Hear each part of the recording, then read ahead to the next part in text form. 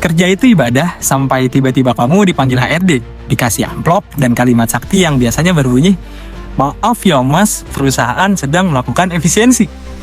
Ya selamat, kamu baru saja di PHK, bukan karena kamu nggak mampu, tapi karena sistem legal juga ikut restui kamu untuk dicoret.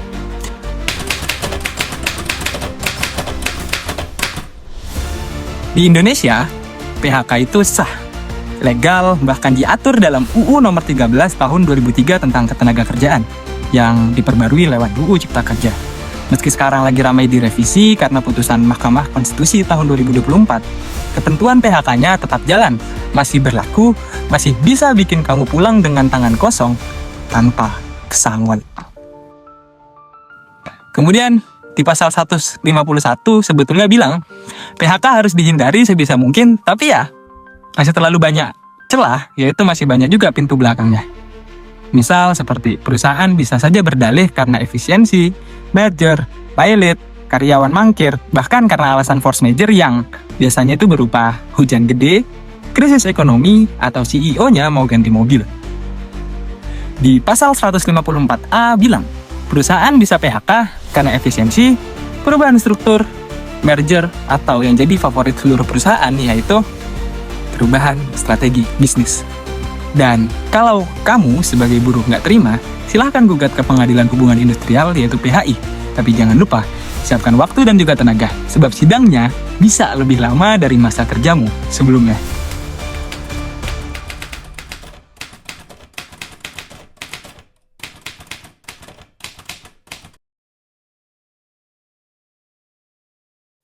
Tahun lalu, ada puluhan ribu buruh di sektor tekstil dan manufaktur yang di-PHK karena permintaan pasar turun.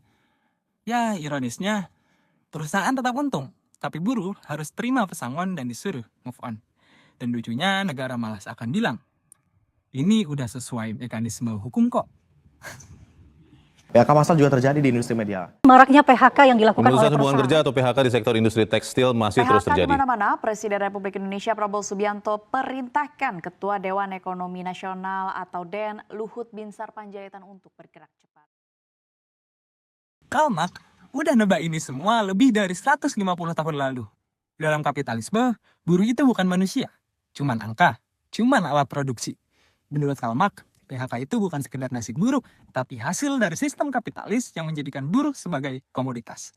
Jadi ya simpelnya, selama kamu produktif, kamu bakal dihargai. Tapi begitu mesin lebih murah, atau fresh graduate mau digaji setengah, kamu cuma bisa pasrah. Dan ini sebetulnya bukan penyimpangan sistem, justru ini desain sistem awalnya. Marx sebut ini sebagai Reserve Army of Labor, atau tentara cadangan buruh. Jadi simpelnya, selalu ada buruh nganggur di luar sana supaya buruh yang masih kerja gak banyak nuntut. Dan PHK adalah alat untuk jaga agar buruh tetap takut, tetap patuh, dan juga tetap murah.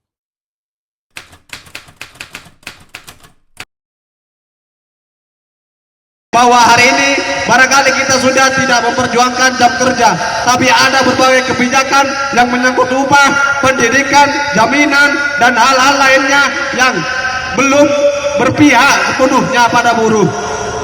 Secara hukum, buruh punya hak atas pesangon, uang penghargaan masa kerja, dan uang penggantian hak. Tapi, nilai kompensasi itu bisa ditekan lewat perjanjian kerja tertentu, outsourcing, atau pasal yang banyak multitafsir. Lalu solusinya bagaimana? Solusinya bangun kesadaran, baik gabung serikat pekerja, perkuat serikat pekerja, atau ya bangun kesadaran apapun yang masih bersifat negosiasi kolektif. Dan hukum juga harus berpihak ke manusia, bukan ke neraca, laba, dan rugi. Kemudian ada satu hal lagi yang cukup penting juga. Kamu mahasiswa hukum, jangan cuma hafalin pasal, tapi pahami konteks sosialnya. Karena hukum yang buta kelas cuma jadi stempel ketidakadilan. Jadi, PHK itu legal, tapi legal belum tentu adil.